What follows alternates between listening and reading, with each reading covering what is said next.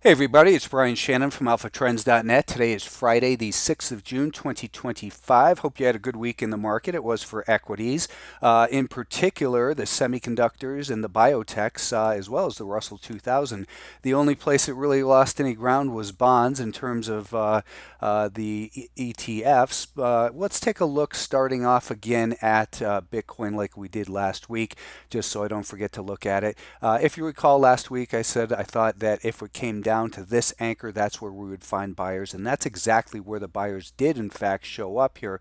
So that was also, I'm not going to show it here, but that's also the location of the 50-day moving average. So it was two reasons to think there might be buyers there. It did get that bounce. So this is looking like it might have been just a little bit of a shakeout here for Bitcoin before it starts to, battle with that high again and then maybe continue to move higher. Ethereum still just kind of hanging out in this general zone. I haven't touched that. Solana, I've picked up a little bit more and I'm down on this overall. I think my cost base is about 156, and I think that most likely I'll stop out somewhere in here if it does continue lower. But the focus here is equity. So let's talk about the ETFs to start out. S&P 500 riding this rising 20-day moving average, and also that rising 5-day moving average on the shorter term time frame. We saw a brief drop down here that came below the 5-day moving average. But as I always point out, more important than being above or below the 5-day moving average is the direction of it. And the fact is, we came down right to this prior level of resistance. Resistance broken, acted as support. Today we saw a gap higher, and we closed at a new recovery high, seeming as though we are still heading for a test of the all-time highs in the S&P 500. We've got a nice pattern here of higher highs and higher lows. And this week was very similar to last week in that we had an undercut of the rising 5-day moving average. But here we can see higher highs and higher lows on all these time frames. So that's what you need to remain focused on. If we undercut this low next week, then I think we've got to become more defensive. Let's just call it 590. As long as we're above that, we're going to continue to give the benefit of the doubt to the buyers. And for the Nasdaq, same story. We saw a perfect pullback right down to the prior band of resistance where this broke out from, and that level did in fact find the buyers there right along with the rising 5-day moving average. So this is going to be the level we want to see hold as support. Resistance over here broken tends to act as support. That's what we'll be looking for, is that if it breaks below 522 and holds below it, then we've got to be a little bit more defensive. These gains are getting a little bit easy up here, so just be aware of that. But there's no evidence it's about to turn lower.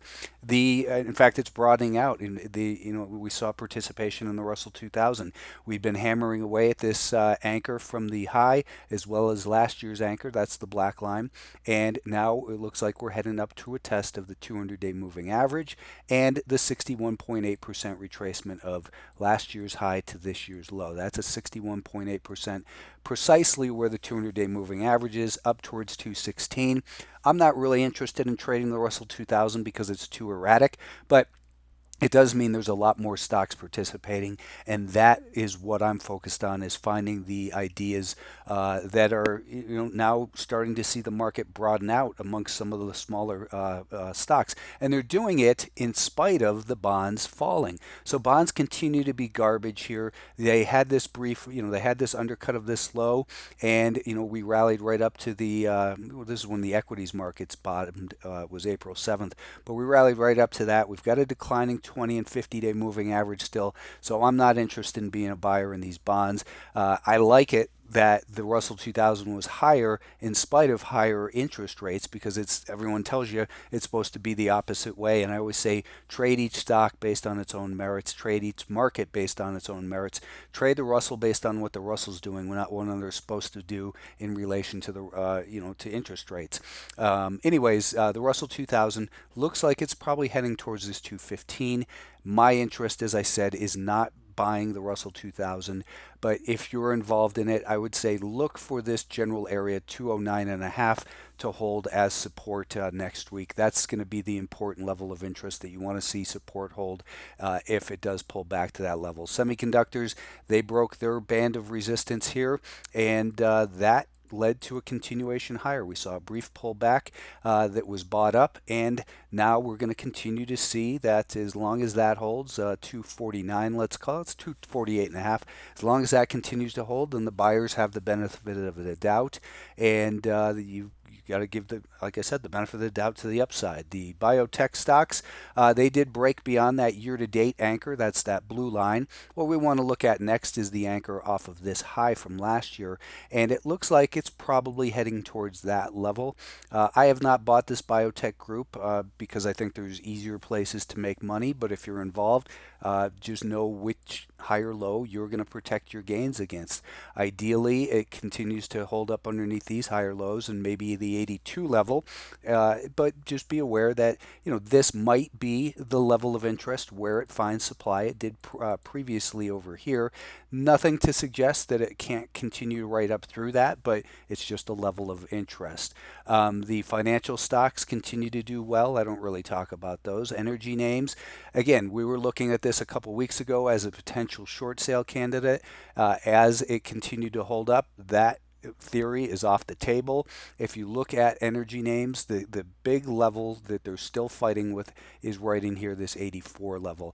If they can get above and hold above there, then they might have trapped a lot of shorts in here. I don't have a position. I'm really not interested in a position in these. So let's talk about some individual names. Let's start out with Tesla, because we saw big news in there, obviously, and the levels that are supposed to hold as support, such as the 20-day moving average, did not.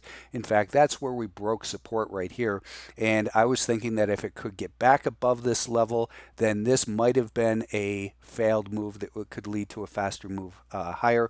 I was not a buyer with the declining 5-day moving average, so I didn't have to live through yesterday's grief caused by the little Twitter war that's going on. Anyways, the levels of interest yesterday were, one, we take a look at the year-to-date low and this recovery high in the pullback. These are levels we consider as we pull back. We looked at the 38.2% retracement, which is also the anchor off of this low, as a potential level where the buyers might be found. So that was 309. What happened at 309? This is 309. There was zero evidence that the buyers were gaining control there yesterday. So let's back it up. What was our next level of interest? Our next level of interest was the 50% retracement. That was also the anchor off the April 7th low and the 50-day moving average. That level was 293. Was there any evidence that 293 was a place where the buyers were to be found? No, this is yesterday's VWAP, the green one. We were still showing a very clear pattern of lower highs and lower lows coming into that. Now, we made a little bottom reversal, and that bottom, when we see that, once it starts to rally, we put an anchor off that low. And now this afternoon, just today, late today, we tested that. So if this is going to hold as a low, this is its first test. You want to see it hold above today's low, basically, on this pullback. If it can make that, then perhaps we can start to see a bigger bounce up towards that 5-day moving average. So it could be a quick, powerful bounce, and I think your risk is limited underneath today's low, and it's going to be volatile in here. So that's the key consideration for a stock like Tesla. Uber, I had mentioned on Twitter on Thursday morning, I guess, prior to the open, and it was a purchase for me right here. I sold a third with a gain into yesterday's strength at daily R2, right around in this zone, and I'm holding a 2/3 position in Uber. What are some other names we should look at? I guess, Apple continues to still be troublesome. It's still having trouble at the 20 and the 50-day moving average. I really don't think there's much reason to be interested in that.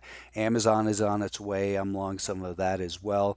I guess that'll do it for this wrap-up. Have a good weekend, and join me Sunday night if you want me to take a look at some stocks. Take a look at Twitter, and it will be broadcast live there. Have a good weekend.